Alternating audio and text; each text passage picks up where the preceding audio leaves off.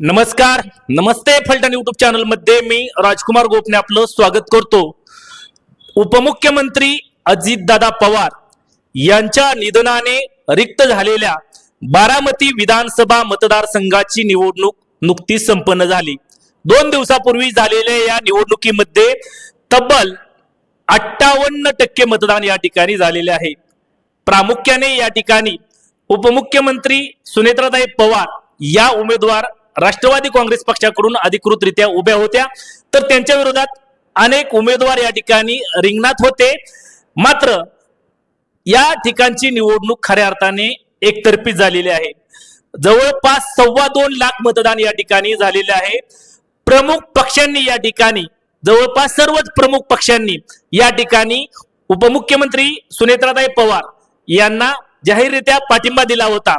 अखेरपर्यंत या ठिकाणी खऱ्या अर्थाने प्रचार पवार कुटुंबियांच्या वतीने या ठिकाणी मोठ्या प्रमाणावरती प्रचार करण्यात आला होता।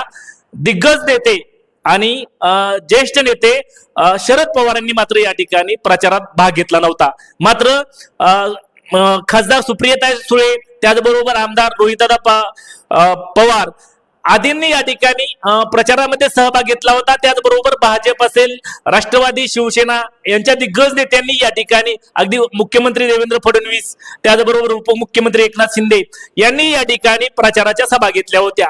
आणि यानंतर आता 2 दिवसापूर्वी मतदान संपन्न झाल्यानंतर तब्बल 58% मतदान या ठिकाणी झालं आणि सर्वांना एकच उत्कंठा लागून राहिलेली आहे की आता सुनेत्राताई पवार, उपमुख्यमंत्री सुनेत्राताई पवार यांना किती मतदान मिळणार।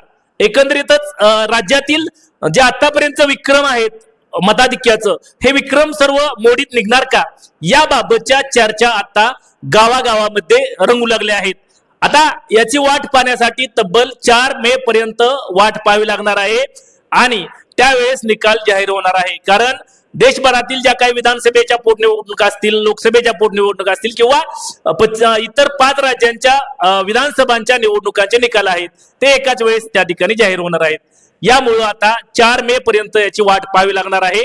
एकंदरीतच या वेळेची ही निवडणूक वेगळी होती, भावनिक निवडणूक होती आणि उपमुख्यमंत्री सुनेत्राताई पवार या एकमेव दिग्गज उमेदवार होत्या। इतर उमेदवार या ठिकाणी मात्र कोणत्याही पक्षी पातळीवर उमेदवार नसल्यामुळे तब्बल 1.5 लाख, 2 लाख, 2.25 लाख असे दावे सध्या केले जात आहेत।